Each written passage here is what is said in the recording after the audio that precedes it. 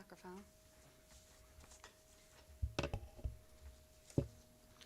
Okay, it's 4:30. Welcome to the Law Enforcement Committee meeting, October 9th, 2025. Everybody have an agenda? Yes, ma'am. Okay, I'm going to call this meeting open for business at 4:30 on the dot. We've already taken and recorded roll. I need a motion to approve the agenda. I'll do that. I'll make that motion. I'll second. Okay, everybody in favor say aye. Aye. Okay. Next is public comments. Any public comments? Nobody? You don't have any, Bob? Not here. Okay. So I want to make sure. Okay, I need a motion. If anybody's had a chance to look over the meetings or minutes from our previous meeting, we need a motion to approve those. I'll make the motion. Okay, I have a motion. I need a second. I'm still reading. Oh, okay, that's fine. Take your time if you haven't read over them.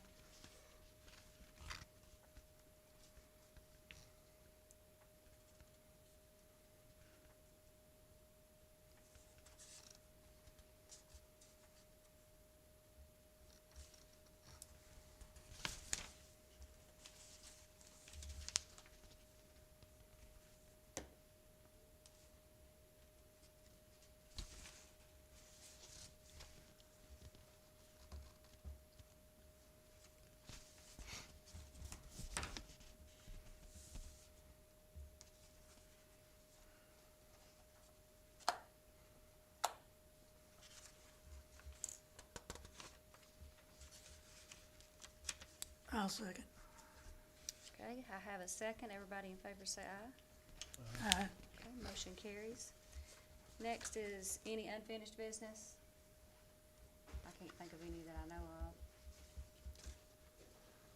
You have some, Roger? Your face looks like you do. Working on it. Okay, I mean, okay, it's still up in the air a little bit, trying to gather information Okay. before we just discuss it, make it new business, I guess. okay, gotcha. Right, we'll move on to new business. Sheriff, can we have your report, please? Good afternoon. This has gotten really formal here in this room since the last time I was here.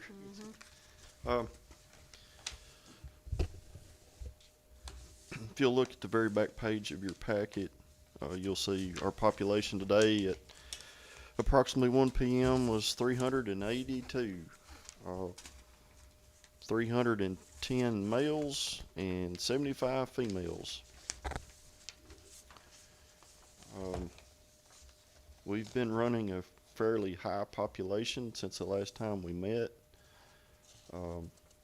We have at times been over 400. I think we were at 420 plus one day, and it just happened to be the day that the state inspectors showed up. But anyway, inspectors came back later. Our population was back down, and we were awarded a recertification by the state.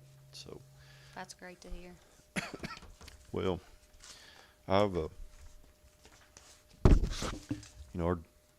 our jail's in, great shape compared to many. If they fail you and for overpopulation, I have a problem with it, because if you come to the jail and you go back in those pods and you don't see any female or male waiting to use a commode or a shower or waiting in line, just because they have to triple up in a cell or sleep on a special pallet in Coffee County, I don't agree with the state's philosophy on decertifying. And as we continue on down this road that we're going to continue to be above 400. And let me back that up with saying, from the meeting I just came from the last 2 days with the sheriffs, my classmate, who is the sheriff of Shelby County, came to give all of us sheriffs an update of his situation in Memphis. And he's in dire straits. So before the federal task force showed up, he has a 2,600 bed facility that had 2,800 inmates. Now we average anywhere at times from 90 to 25 state inmates that should be at the penitentiary. He's somewhere around 200. So y'all do the math on that. I think I'm getting the raw end of the deal. But TDOC, when this thing hit, he got a hold to the governor's office and said, you know, if they're going to be dragging all these people in, I need you to come get your inmates. And they came and got them. They're also in negotiations with TDOC right now about housing pretrial felon state potential inmates. Now that's I know that's hard to imagine, but pretrial, okay, that's, you know, if they're charged with serious crimes but have not been sentenced or have not had their due process, they've got to house them somewhere. That is going to have we do not know how long that's going to last over there in West Tennessee. We don't know if this thing may spread to another city. I've not heard that, but we just don't know what the future is. But we know the future in Memphis right now is that's not going to let up for any time soon. And it's going to push a lot of things back on us. So if the state is having to load their beds up with things coming out of Shelby County, that is going to have a conveyor effect on the 94, the rest of the 94 of us, of not being able to get inmates moved in to where they need to go in the state system. If they take pretrials to house them, that is really going to clog the system up. And then on top of that, I know what's coming. If they continue down this road, they're going to start reaching out to the rest of us counties, and they're already reaching out to the surrounding counties like Fayette, Haywood, Tipton. It's got to be Tennessee counties. And Shelby County's at a disadvantage because they border two states, Arkansas and Mississippi. And they can't share inmates across the state line. It's a federal violation.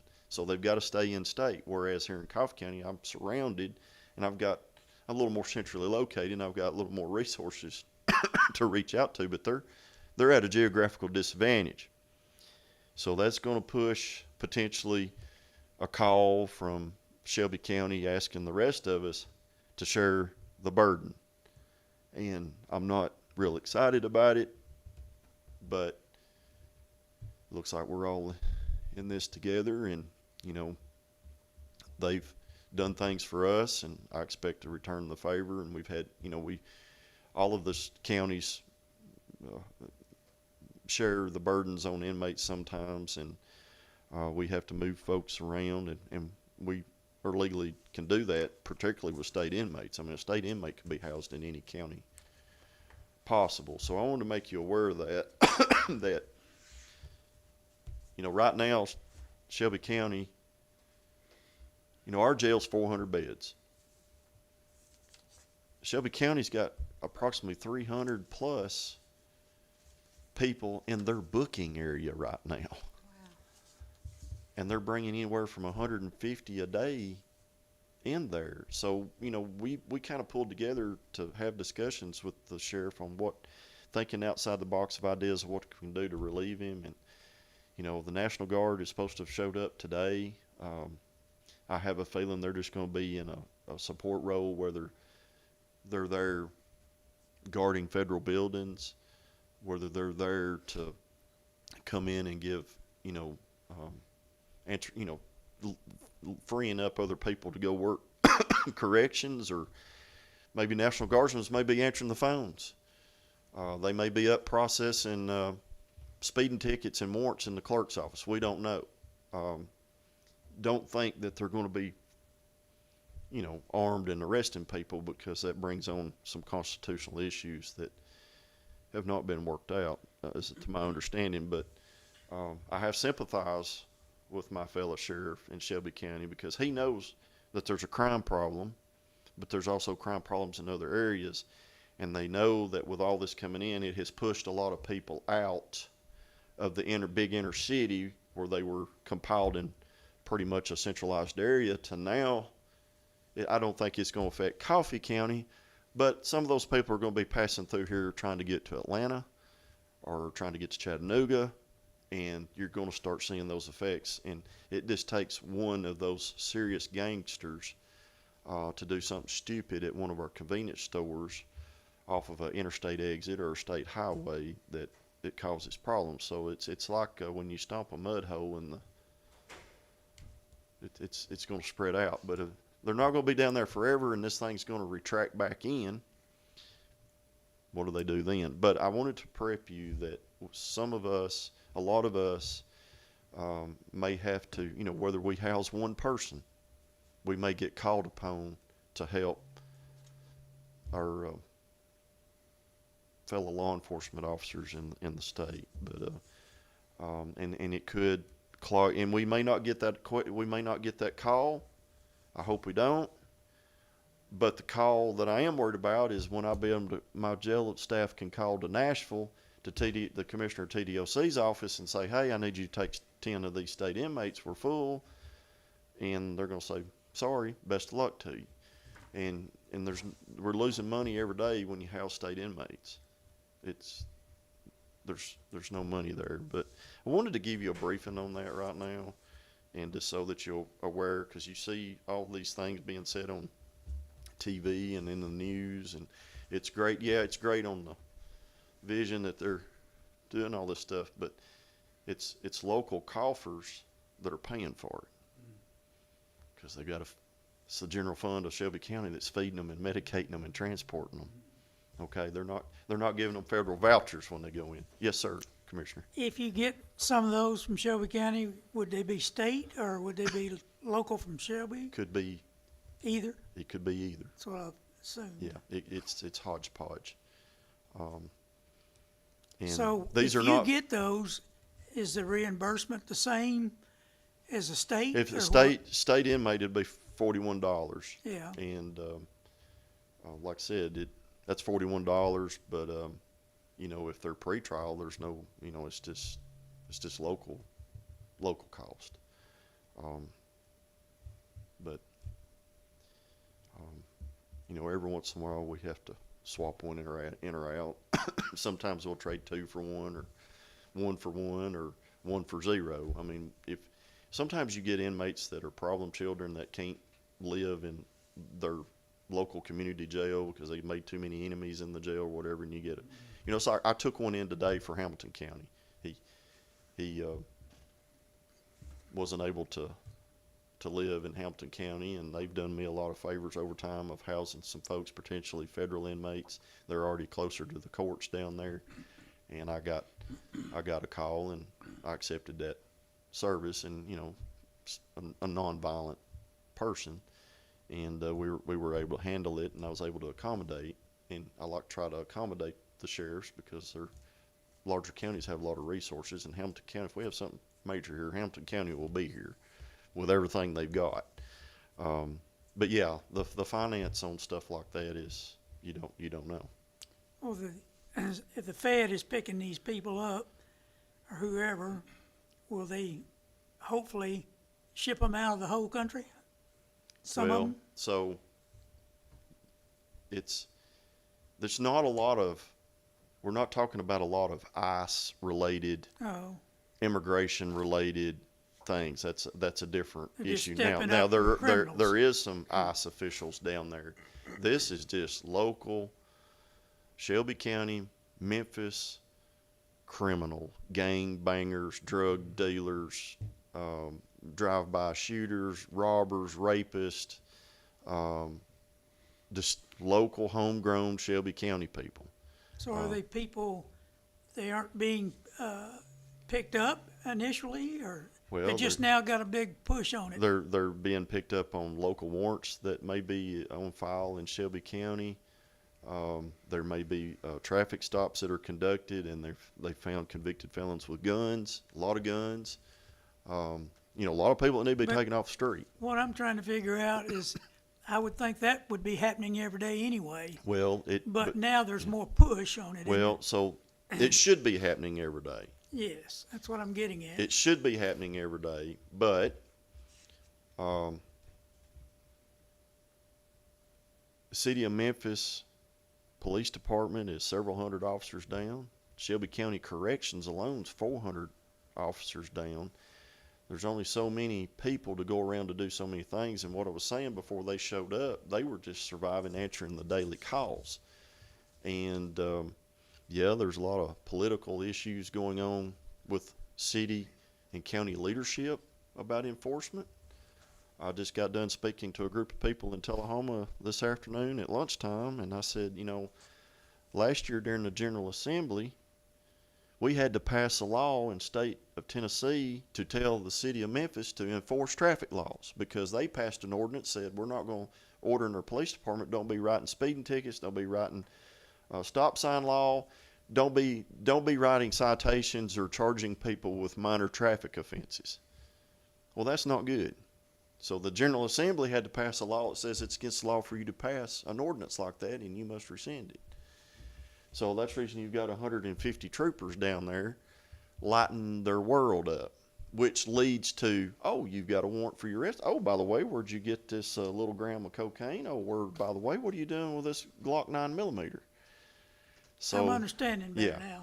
now. but federal agents do not do state charges.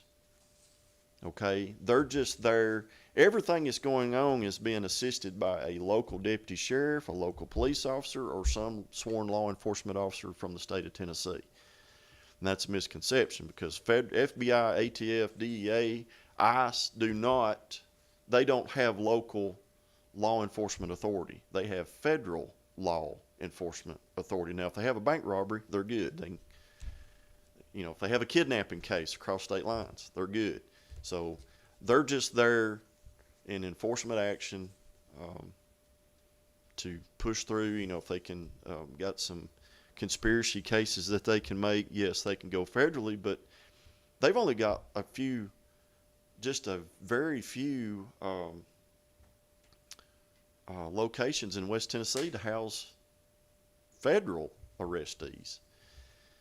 So we brought up about the Core Civic Prison in Mason, which is several miles away, and that is strictly for ICE detainments that are coming in regionally from Arkansas or whatever. If there's federal charges, they can house them anywhere in the United States, but on state charges, it has to be within the state of Tennessee.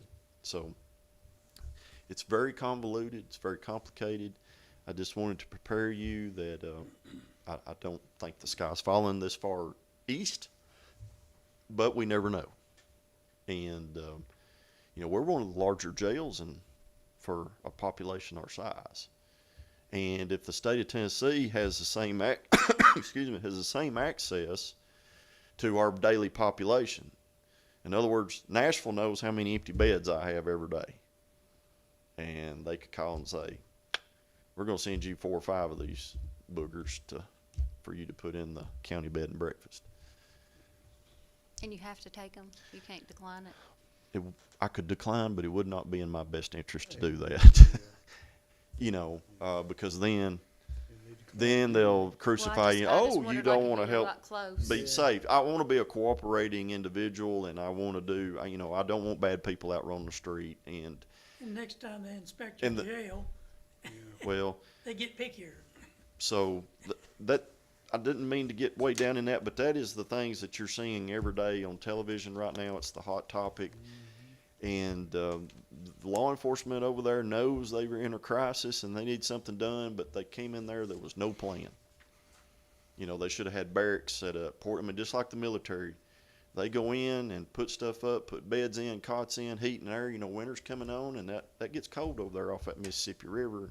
I asked Sheriff Bonner, and he thought I was joking, but I wasn't. I said, National Guard can put in large housing units on Mud Island down there. And he's like, those elected officials are not going to let those people be intense. And I was like, well, if it was in Coffee County, if we had a fire at the jail, I mean, just like we did a year ago in East Tennessee, then people be happy with a tin roof.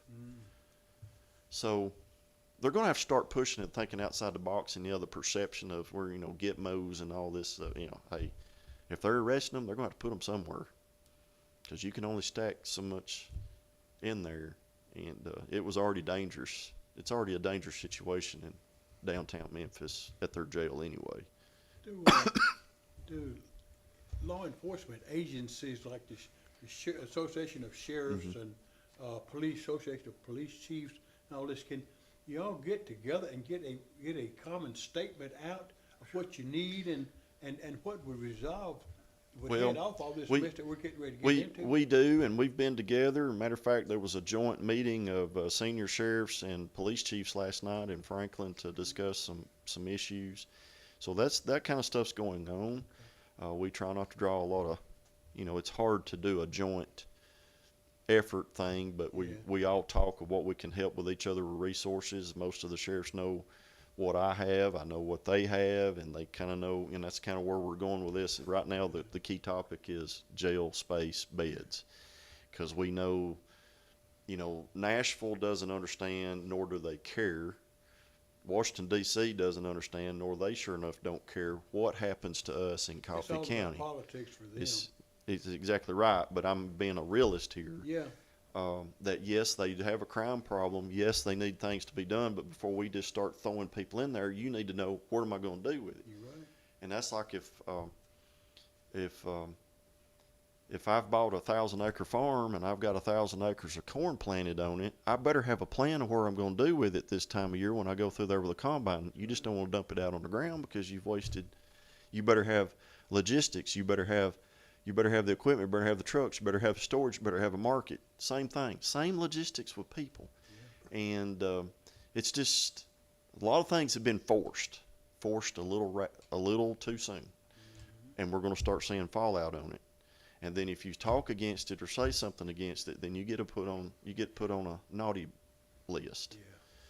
Yeah. And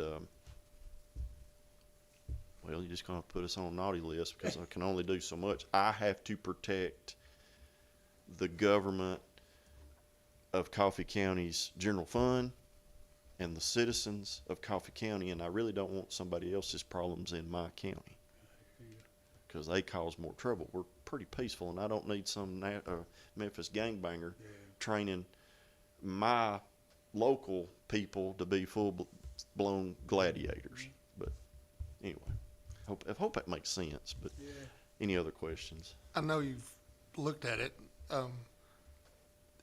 What is your misdemeanor population to possibly do house arrest? If go that route to Well, ease your burden?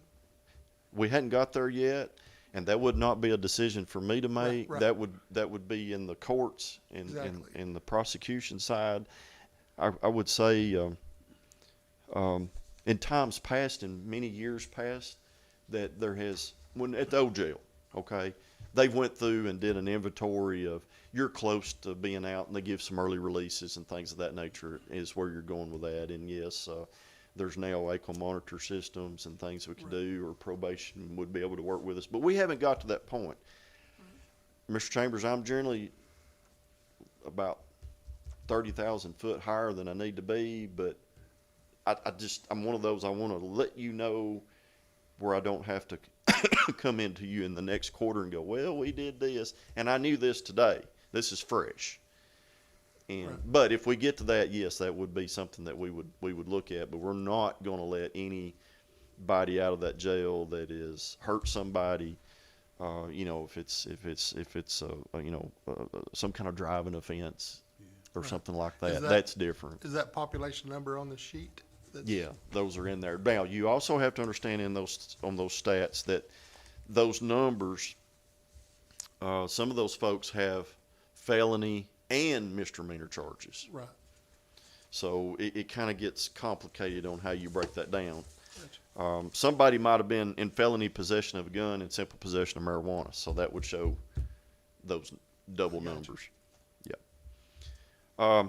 getting back to some stuff I talked about last month, just to give you an update, I noticed I was looking through the minutes, I had mentioned to y'all about the motorcycles thing. They are in Murfreesboro, and we're in the process of buying we've got the bikes, and we're in the process of buying the equipment to go on the bikes, and then we'll have to bring them and stripe them. And we have 2 wonderful deputy sheriffs that are going to be going here in the next week or 2 to specialized law enforcement motor training. And I'm kind of excited about this, and then I'm not, because it's not going to be very popular when they hit the road out here, giving out pieces of paper that cost a lot of money. But in traffic studies that we've done and fatality studies we're hearing, and the number of complaints I'm getting about this excessive reckless driving and speeding on our county roads, this is the option I've taken, and I'm going to give the citizens advanced warning. Once we get them, we're going to showcase them and say, this is it, and X amount of days, folks, don't be going down Ragstor Road doing 90 mile an hour. You're going to get a very expensive ticket, close to $400. The cost of citations are going up. Miss Anthony's going to be giving me that, I think, here pretty soon in the next 30 days or so, because the rates are going up. And these speeding tickets are just very expensive. It's the only thing I know to get some people's attention. We've got to slow some folks down. We've had a number of fatalities that's happened out in the county, and a lot of them have been motorcycle related. We're seeing serious injuries, and you know, it's hard to keep deputy sheriffs on all these roads. It's hard to get state troopers to help because they're busy running off being sent to the other end of the world to do this and that, and festivals and football games and riots and guarding the Capitol, and there's just not enough to go around. But I'm going to try this at the local level. I just want it understood it's not. People will start saying, well, they're just doing that for fee grabbing and this and that. No, trust me, every ticket gets wrote, so a vote I'm potentially going to lose. So why would I want to cut my own throat? But if it's my duty to provide safety and security and get the word out, and I hope it gets that people understand we're not going to play around with this anymore, and we're going to have some radar on these things, and these boys are going to be instructed to put the ink to paper. And once you start getting in somebody's pocketbook, they're going to slow down. And you know, we're not looking at 1 or 2 mile an hour over the speed limit. I'm talking danger speeds. And wanted to give you an update on that. I would appreciate any kind of feedback. I hope in the future that they're just there to help do our funeral escorts, to help work Bonnaroo traffic, to help work special events, to help go do show and tells at schools, because they are cool, and kids love them. I know when the troopers come in, that's the first thing. You can have a big tank over here, and those kids go straight to the motorbikes. So they're going to be a multitask thing. They are going to pay for themselves, and no, they have not been bought out of the general fund. They have been bought out of some special funds that some drug dealers have given us. So they will help work drug cases. And out on the county roads, moving radar is the main thing. The deputies are still going to be doing their daily duties, but it's this moving radar on county roads that you've got to do. And today's vehicles, it's hard to get a patrol car turned around and get back after somebody, but the motorcyclists can turn around on a dime and be gone. So that's what we're going to try, and if it don't work, we'll declare them surplus and sell them. I just don't want nobody to get hurt, but we're going to try it, see what happens. But that's going to be for the county, and it may even be utilized out here on I-24 some. I think the majority of the public, I think they'll appreciate it. I get a lot of calls about Yeah. traffic and Your speed road, limit your road, signs and my road, and and if speed limit signs don't do any good if it's not you, enforced. I try to. the county body can, people say, well, it's 35 mile an hour.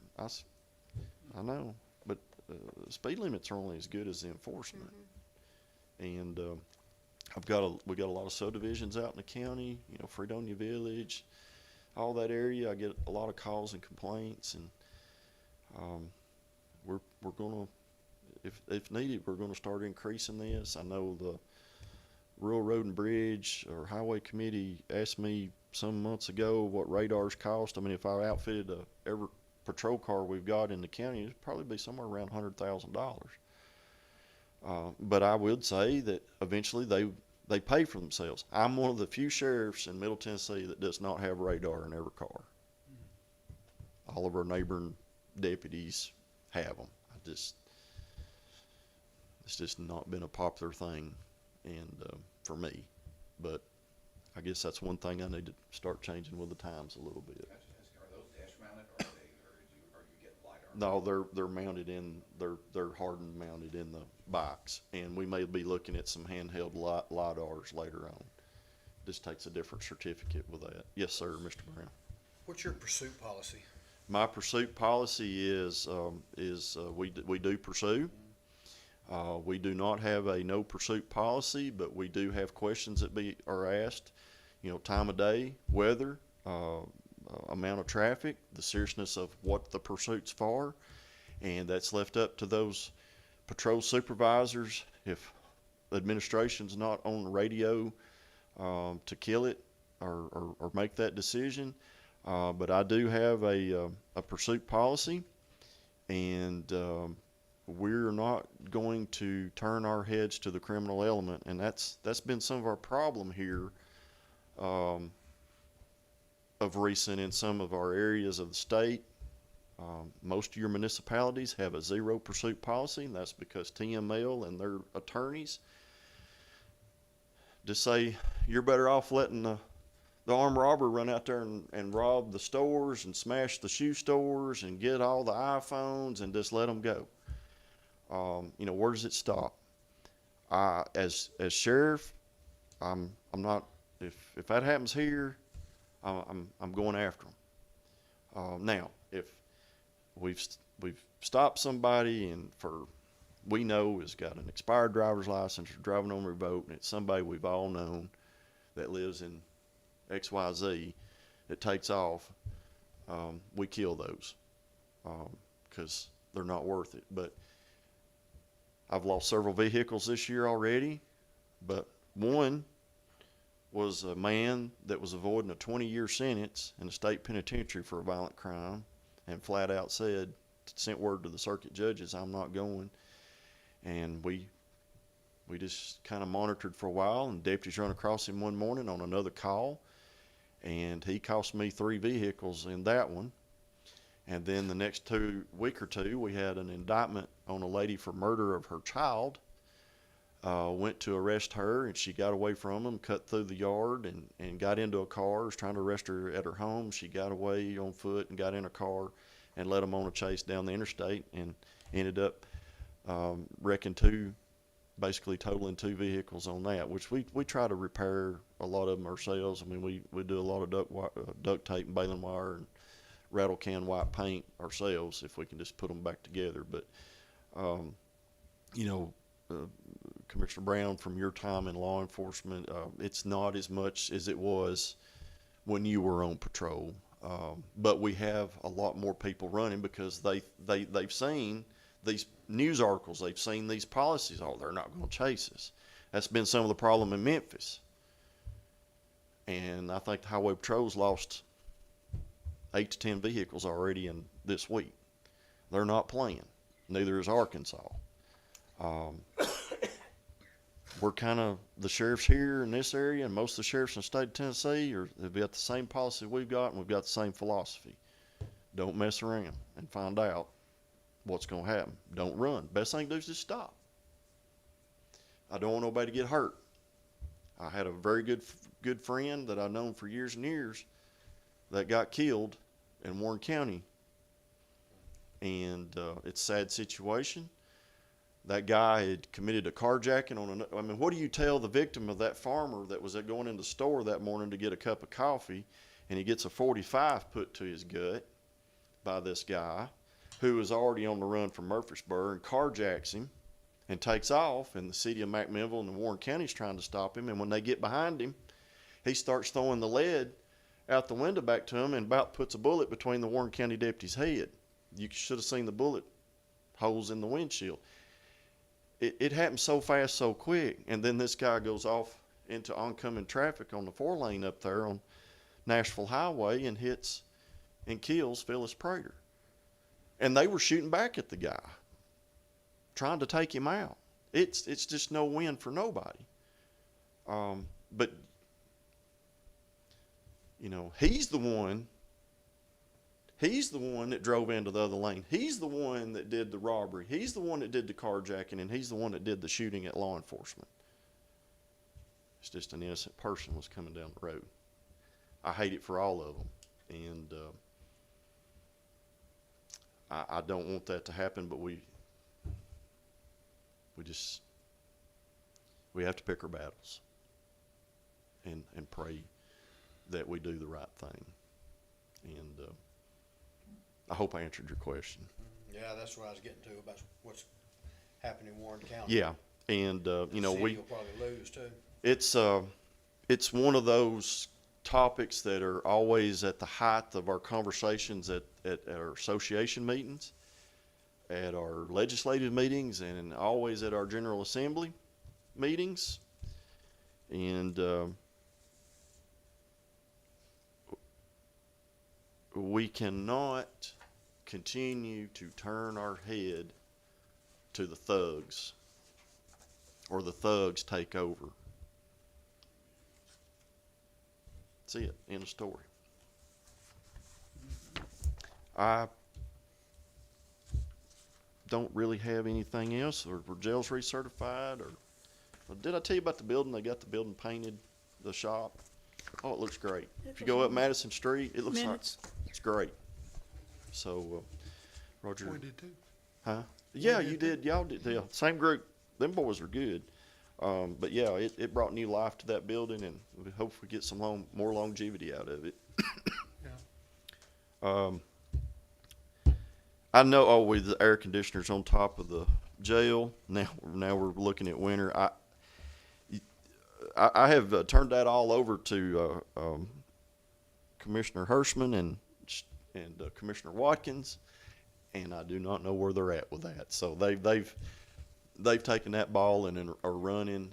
I know it's the air's blowing cold in my office, and I'm sure it's blowing cold back in the jail. I haven't had any complaints, but I know they were trying to get the parts, and there's this HVAC stuff's just become a pain, and trying not to spend $150,000-$200,000 per unit. I mean, if there's parts out there, let's get them in there and fix them. But I need to know if that's going to last. I just don't want to go start putting cranes up. And if we don't have to spend all that money, I don't want to.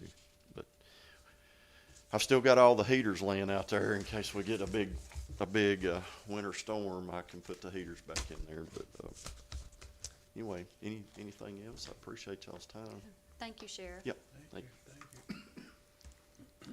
Okay, next, we have a representative from Ms. Baker's office here, probation.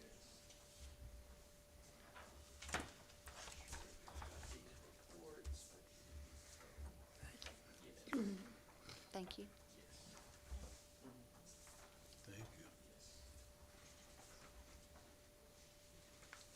Yes, I'm Jared Smotherman with Coffee County Probation, and I'm going over the activity report for June, July, and August of this year. I'm standing in for Linda Baker.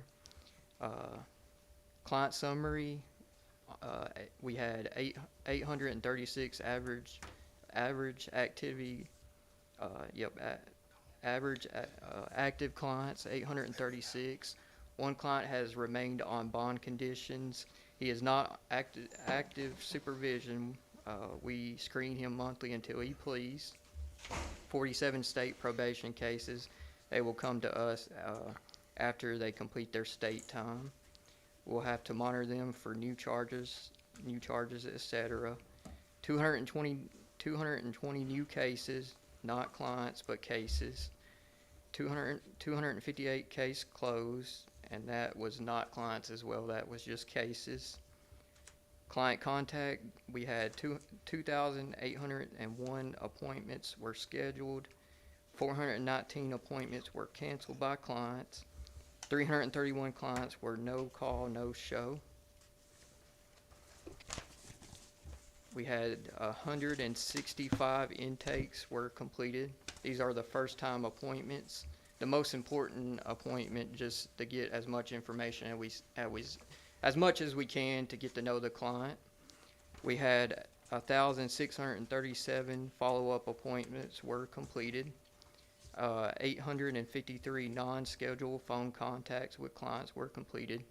And that's pretty much them just calling us, giving us updates, and we felt like that needed to be documented. 243 contacts were with therapists, caseworkers, etc. This number is much higher, but if we feel like we need to document it, then we do. If we don't, then we don't. Violation warrants, we had 192 violation warrants were submitted. Some of these are for extensions to give the client more time to complete their court requirements.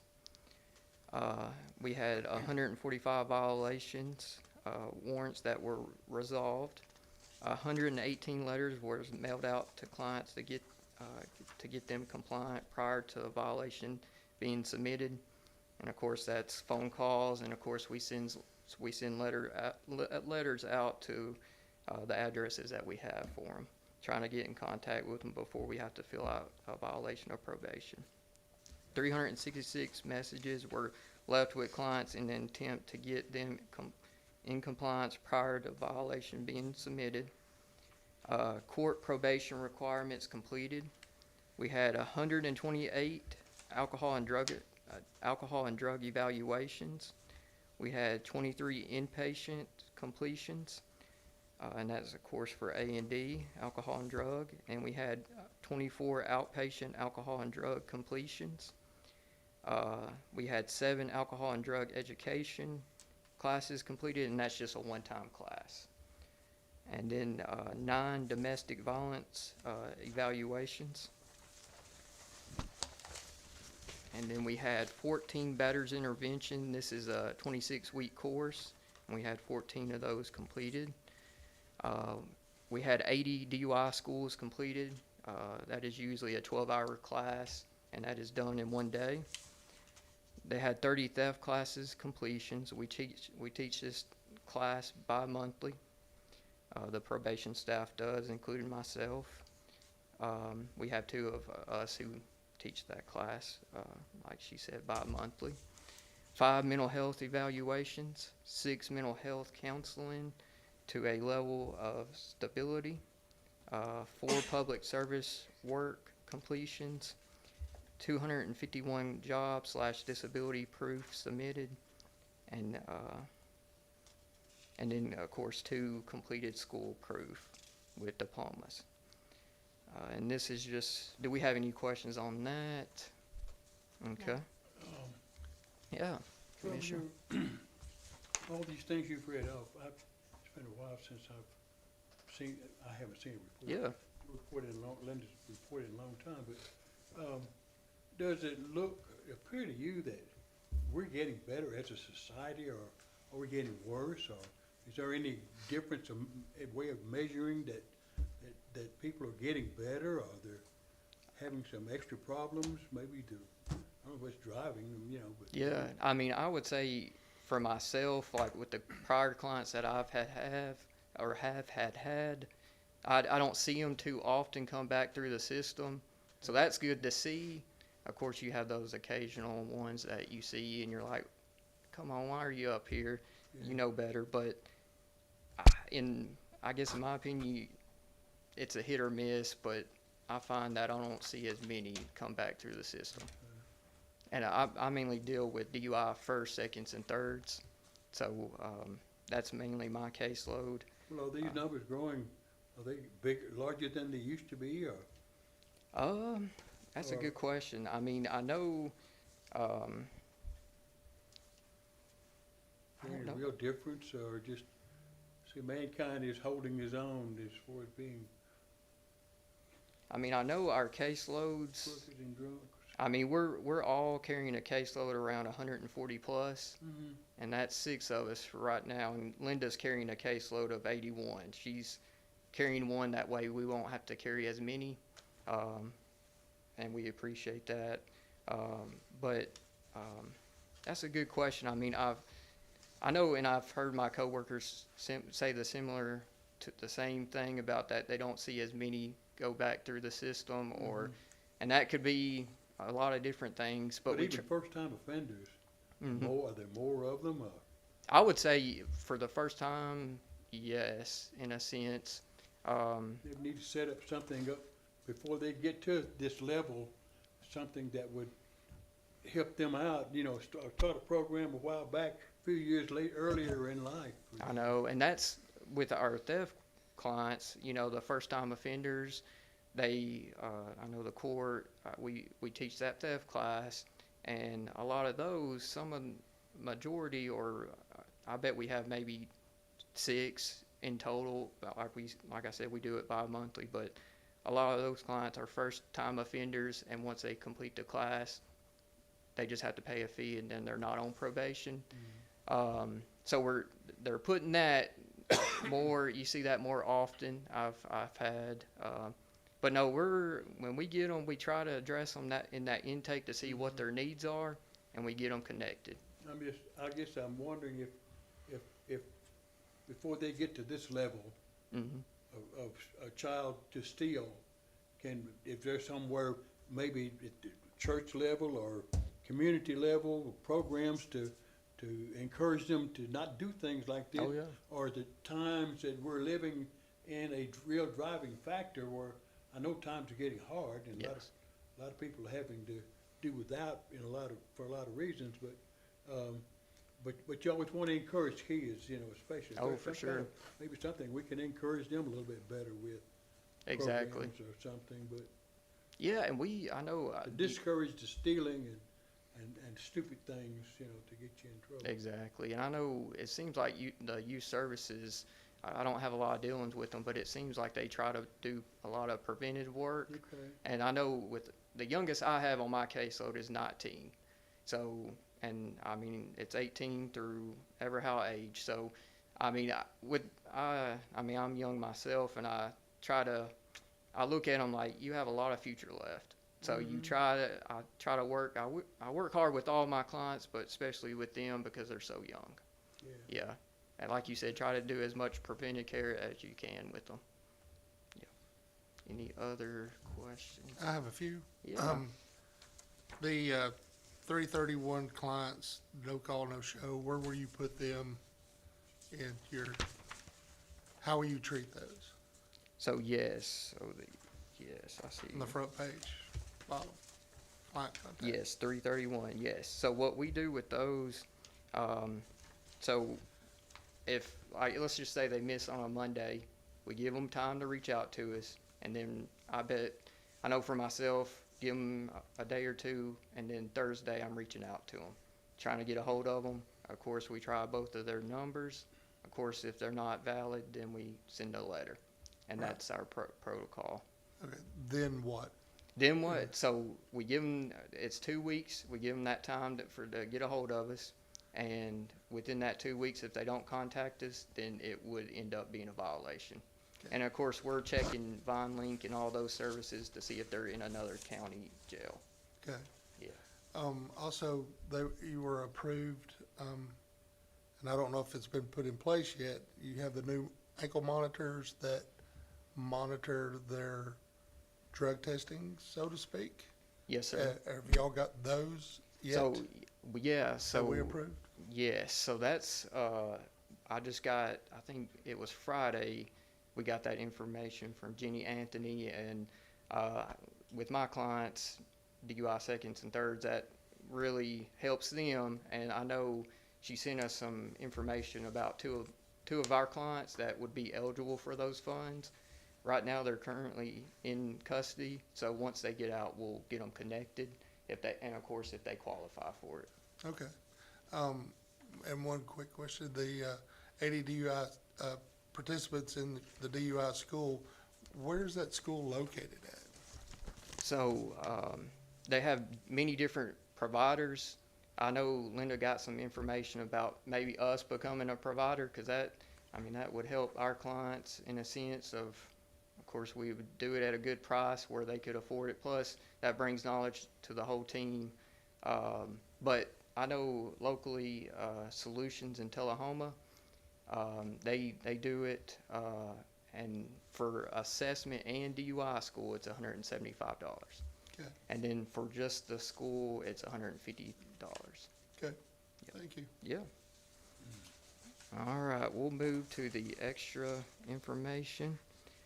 So we celebrated a probation appreciation month on June 27th. Each of the officers received appreciation gift as well as a great breakfast and lunch. This was no cost to the county or taxpayers at all. Our theme was "It's a Circus." Many days we are juggling trying to get services for our clients at the same time making them fulfill their obligations to the courts. We had some special guest speakers that day. Samantha Bishop, who is a therapist, and she used to work for us at the Coffee County Probation Department, came back and we did some trauma-focused training. Ben Sneed and Brian Eldridge with the Manchester City Police Department came and updated us on the latest drug trends. Judge Ewell joined us for the celebration and presented some rewards to our officers. Myself received a reward, and it was Top Act of the Year reward. We had 3 other officers, Christy Chilton, Crystal McLaughlin, and Kayla Christensen. Each received Employee of the Quarter. Our officers continue to go above and beyond on a daily basis to promote safety and growth among our community and clients. So that was a good time. I know Linda tries to do things for us every now and then just to boost the morale and feel appreciated. Over the last 3 months, we had 2 clients to pass away, possibly drug overdose. We had an officer to resign his job due to him having an offer of more money. We had a total of 6 applicants after opening the job up twice, and we opened the probation officer position twice. 2 of the applicants did not meet standards. In summary, we had 4 people to apply for the probation officer job opening, and we did fill that we filled that probation officer role, and he was one of the ex police officers in Tullahoma City, but he worked a week, and then he said with the paperwork it wasn't for him. So we're currently going to see about doing that, opening that position back up, and we just hired an administrative assistant, so that's going to help out for sure with putting our cases in and other things in regards to that. Yeah, and lastly, we had 2 employees out of 7, as we have had a vacant job opening since July. They were out sick for an extended amount of time in August. This put more work on the team, and they rose to the occasion. As always, these numbers may be off by a few. This is due to human interpretation versus computer output. And of course, respected, submitted by Linda Baker, Coffee County Probation. What is that job that you're trying to fill? What's the requirement? So so we filled the administrative role, and then we're waiting to open up the probation officer role, but they just need a 40-year degree. Nearly all your jobs require a 4-year, don't they? Yes, sir, but the administrative does not. It's nice, but it doesn't require it. Have y'all thought about hiring an interpreter? Yes, I know Linda looked into that and continues still looking into it. That would be a great thing for sure. Yeah, you need it bad. Yeah, we do. And like I said, Linda's on that. With Linda, she's always looking into things to try to help our office in many different ways. And of course, that is one of them for sure. Do we have Any more questions? Thank you for the All right, I report. appreciate it. Thank We you all. appreciate it. Well done. Okay, next is Judicial Commissioners Report. We don't have anything tonight. There is an opening. You all know that after the next full commission meeting, after Tim is officially appointed to this committee, we'll probably, have to make a referral. We'll probably have a special called meeting on that, so. We'll do the hiring on that. Usually it's a referral from the Law Enforcement Committee meeting, so we'll probably get sent the applications to that, but I'll let y'all know after after the next meeting, and the mayor tells us further how they're gonna handle that, if who's gonna do the interviews, so. We're not gonna set a date because, I have one like I thing said, before we close. This is some business that we probably, it's homework. Does anybody have a problem with doing homework? If you'll pass that around. I ran across it. It was unfinished business, from way past. And I'll explain a little bit of it. do you want? I'll make me. Here, Okay, that's yeah. good. All right, we got it. No, everybody gets two. Yes. Okay, everybody gets two. Yes. All right. What it is there was a job description for the judicial commissioners of long ago, and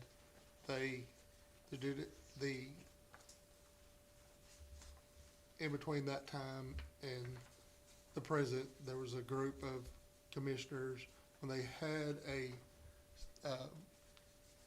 supervisor in place, Mr. Trail, Right, felt the need to update their job description.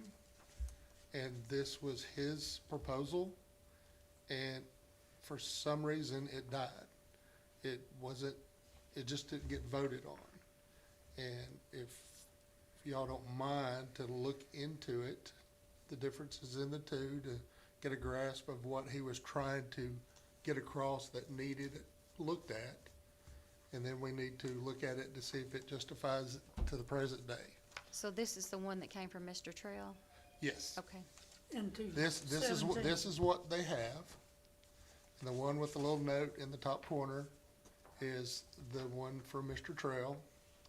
And there must be I just got my hands on it, so that's why I haven't looked into it, or I'd have my suggestion, but if, so this is this is current? that's what's on the books, Okay, okay? And it's old. It's, This one? yes, sir. It's 11 years old, something like that. And he felt the need to update it and with this one, okay? And that's what he brought to us to propose way back when. Of course, he's no longer there. So, like I said, I just got my hands on it, and I thought we would look into it, what he's trying to upgrade from the policy. And then we'll see, from the just description, and then to see if it complies, if any changes need to be even upgraded to today. So this is 2000 actually the current, because the other never got This is the voted. current, and this is the proposal Okay. of the job description. So we need to look at the two comparisons to see what issues he found, and then make adjustments if we see fit to bring it to date, if there's anything with this one. Okay? And then we'll discuss it possibly next time, because we have that issue that we've never addressed there. well, it was addressed through HR. Okay, okay. Well, we should have discussed it, to know, but we can do that next shift, next meeting. Yeah. We weren't, And, they handled it, is pretty much the yeah, way. yeah, because the mayor's Right, it's his, he's the authoritative. right, the mayor and HR handled that, so really not much we could do or talk about during the public meetings. It really wasn't passed down a lot to us, so. Okay, it was brought to our attention that there was a Right, huge you're issue right. there, and it was a big issue. So- But they did handle that problem That's great. as best they could. Yeah, that's great.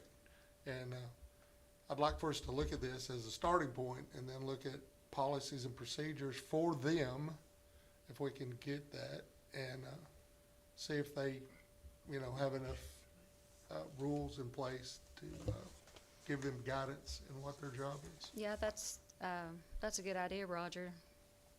Due to the past issues they've had, I feel like that this definitely needs an upgrade. Yes, So, and that's why I made copies, but like I said, I just got my hands on it, so. yeah, I haven't even seen that from, Right. So, there's our homework, if it's okay. I'm through. thank you. That's a good idea. And I'll check with the mayor and see how that, I really wish that their office had a supervisor. Yes, And that should be a main goal. You have to have someone to speak for them, to represent them, and they need one very bad. you talk to the mayor about that too, and I will. Okay. He's got a lot on him, and, He does. and you have to look at it from his perspective. He hasn't been schooled. Well, on- all that was in the past when the mayor decided, when Mr. Trail left for the, Right. 2 mayors ago, took on that role. He wanted to be the supervisor, so, Right. And it's difficult when you don't have knowledge of that. right. And so, that's a burden on it. So maybe we might have an answer to help him in that. Supervisor would do him a lot of Right. good. Well, thank you for your ideas. And I'll wait and see after our commission meeting what he wants to do, if we need to have a special called meeting, but we'll probably have another one before December anyway. Probably not gonna wait 3 months for the end of the year, so, but we'll, if it needs to be a referral from this committee, we're gonna have a special call, but I'll let you all know. Okay. I'll send out an email and I'll call Jackie and Dwight. I'm gonna try to get my email straightened out this week, hopefully, or next week anyway. All right. If y'all don't have anything else, I need a motion to adjourn. I'll make the motion. A second. Okay, all in favor say aye. Okay, motion Boy, adjourned they do use a need to. at 5:33. Dwight, Yes, you need to check this out. I do. Yeah, really, you might.